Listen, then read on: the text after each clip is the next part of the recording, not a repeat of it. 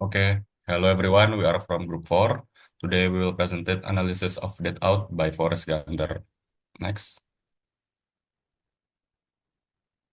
So this is our group member. My name is Muhammad Hisham Rashid with student number 123231052. My name is Chandraniken Prasidya with the student number 123231054. My name is Samania Alana Tanti with the student number 123231094. My name is Asmi Fatah Estimata with the last student number 096. And my name is Wamilantang Ayu Pratnya Paramita with student number 123231097.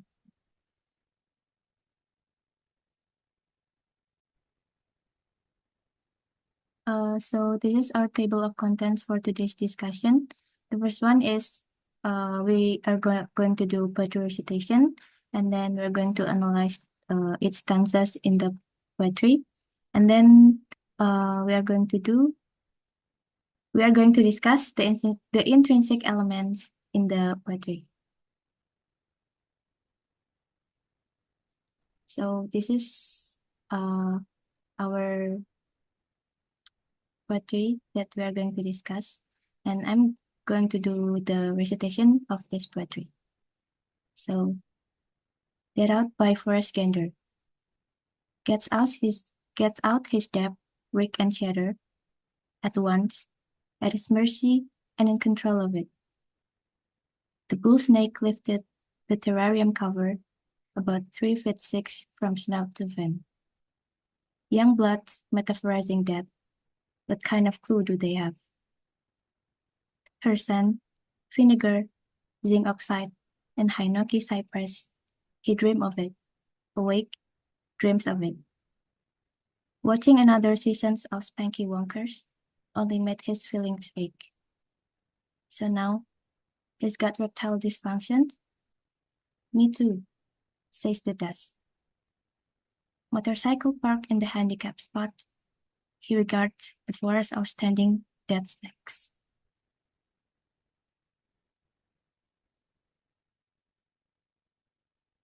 Young blood's metaphorizing death only made his feeling ache. The bull snake lifted the terrarium cover, he dreamed of it, awake, dreams of it. Gets out his dub, rick and shatter. Me too, says the dust. About 3 feet 6 from snout to vein, so now he's got reptile dysfunction.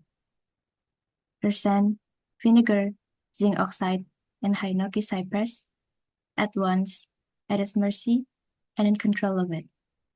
What kind of clue do they have? He guards the forest of standing dead snakes. Watching another season of Spanky Wonkers, motorcycle parked in the handicap spot.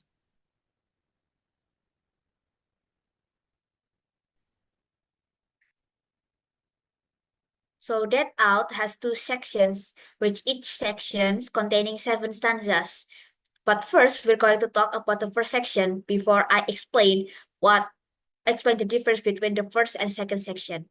So the opening of the poem explains the act of using a dab rig, which is a specialist type of water pipe used for consuming cannabis. And the second line refers to how substance users often become dependent on the substance and thus being in control by the drug and at its mercy. The next stanza, the second one, describes a snake lifting a terrarium cover. And the act that the snake is described to do here, lifting the terrarium cover, suggests 2 things. The first being curiosity outside the confinement, and or also an attempt to get out of said confinement. The next stanza refers to how the younger generations are trying to understand the concept of death indirectly, likely through metaphors in the first line, and the second line is a rhetorical question posed by an older generation, likely the speaker himself, who had experienced the actual death of someone he loved and is still tremendously grieving. Next, please.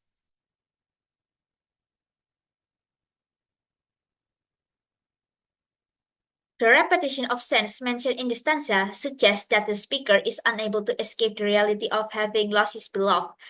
The sense mentioned represents both the constant presence of his beloved and his bitterness towards her death.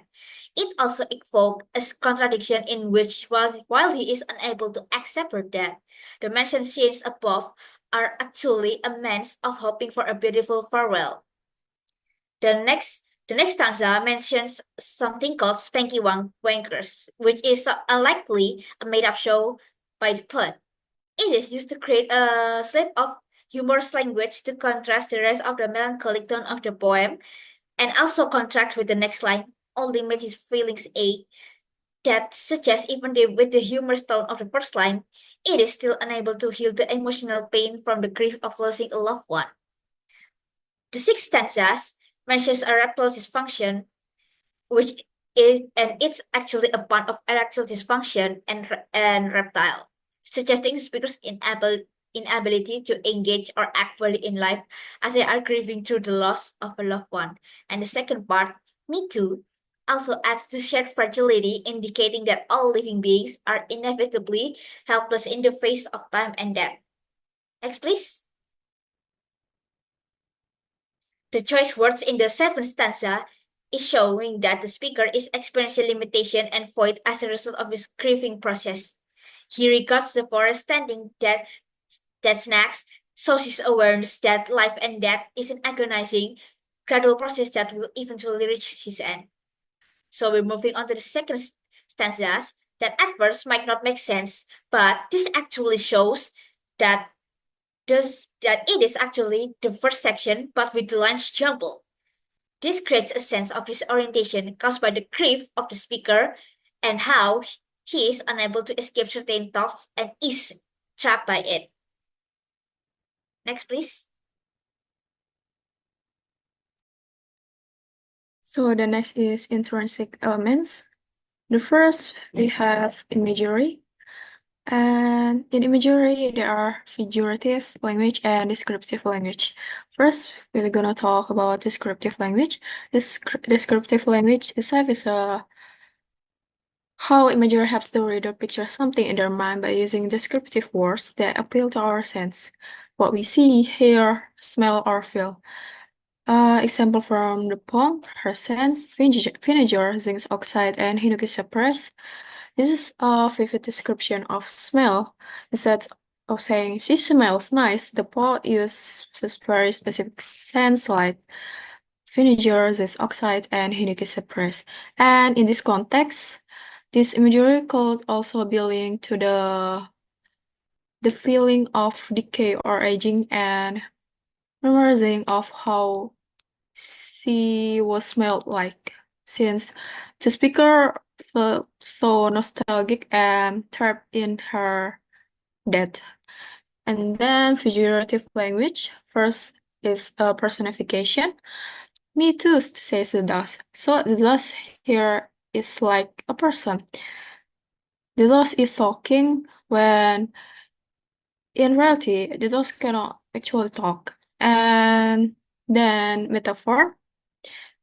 It is when something is described as if something else, which gives deeper meaning and shows a comparison. Example is standing dead snakes. Here again, standing dead snakes. So the trees that have died but are still standing is a metaphor for death. The dead tree symbolizes the presence of death when things still seem to be alive or standing. This could represent the feeling of grief that even though someone may still be physically present, their vitality is gone, just like the trees. And then Me Too. It's a metaphor for shared fragility, since the speaker says that he got erectile dysfunction, and the dog says, "Me too." So it's like the dog feels the same about with the speaker. And then the theme, in the poem explores the themes of inevitability of death, loss, and grief, and the interconnected feelings that come out of it. So That is something we cannot escape. The speaker feels helplessness in the face of losing someone they love, and this grief continues to haunt them. Through phrases like "Me too," says the dust, we see how the poem emphasizes that everything is connected in grief and that death affects all things. And from the title itself, Dead Out, it's it shows that death is inevitable and unpredictable. It is a reminder that no matter how much we try to avoid or deny it, death is coming for all of us, whether we are ready or not. And then the emptiness and consuming nature of grief. Death brings a sense of loss that feels empty. But at the same time, it can be consuming for the self and soul, and distance oneself from a real life. And then message, the feeling of a situation where we are losing our loved one. Feelings of sorrow, frustration, and despair are one in this poem. These feelings are all mixed together, showing how hard it is to deal with loss and how it can make us feel overwhelmed and distant from the world around us.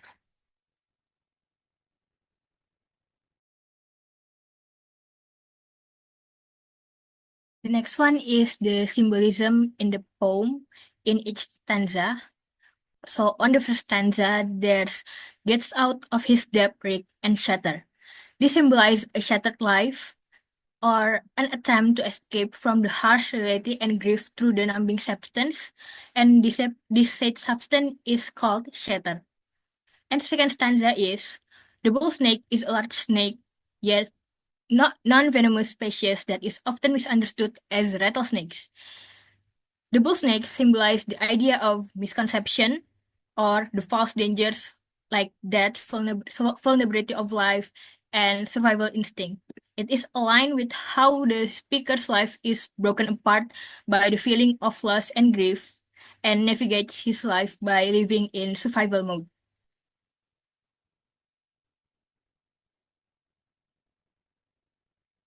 On the second stanza, we can see that the terrarium cover in the stanza, it is so terrarium cover is a glass container that holds reptiles, plants, and other organisms in an isolated environment, symbolize the idea of fragility and being trapped in a certain situation, for example, loss and grief.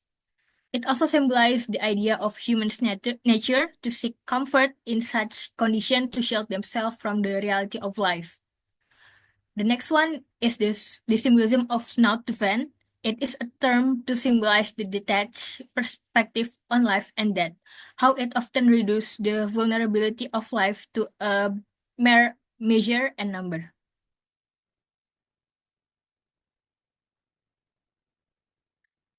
On the third stanza, we can see young bloods. It symbolizes the innocence, youth, and vitality to expose the ironic and cynical nature of life and death. It is a bitter statement of the speaker on how society often views the elderly as being bound to die. And then on the next stanza, on fourth stanza, there's vinegar, zinc oxide, Heineke as cypress. This symbolized the lingering presence of his beloved one, as he said that he can still uh, feel her scent. He dreamed, and then the next one is he dreamed of it awake. Symb- this symbolizes the speaker's longing for a momentary escape, as dream often symbolize the unconscious mind and desires. Okay, so the next one is the symbolism in the fifth stanza.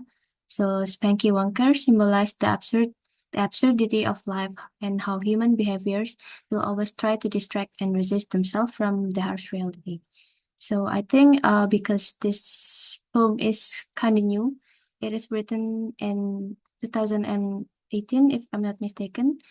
So in this stanza, the writers, I think it's trying to depict our society today, always trying to distract and resist themselves from our reality. from, for example, it's like when we're using social media, that's one of the example of our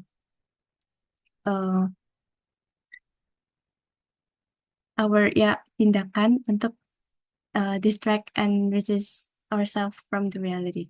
And then the sixth stanza, it's reptile dysfunction. It's a pun on erectile dysfunction and reptiles, a combination of sexual function and death or survival. This pun symbolizes the shattered life or the failure of escaping life, as ultimately death is inevitable. And then the dust symbolizes the passing of time. It also represents the temporary of life, how all living beings, memories, and existence will eventually be reduced to nothingness. Next. And then the last one is the seventh stanza. The slow process of death was symbolized by the idea of motorcycle parked in the handicapped spot, as human that are struggling against time and death began to feel the mental limitation of their life journey. The snake trees also emphasize the gradual fading away of the human beings and how the mental limitation affect their life, as they are still present but not really alive anymore. So actually, the fifth, sixth, and seventh stanza has interconnectedness between each other, and then to discuss about our life in our nowadays life in our society.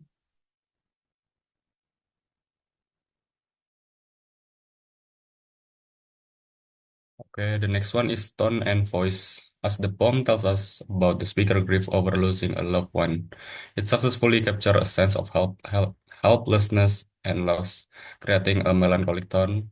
Not only about the speaker grief, the melancholic tone is also caused by how the poem contains lines that reflect on how fragile human life are. We can see it on the line, young bloods metaphoring that, and the imagery of standing dead snakes. Next, please. We can understand the voice of the poem from the speaker himself. As we see from the poem, the speaker is very immersed in his inner world, particularly often thinking about life and death.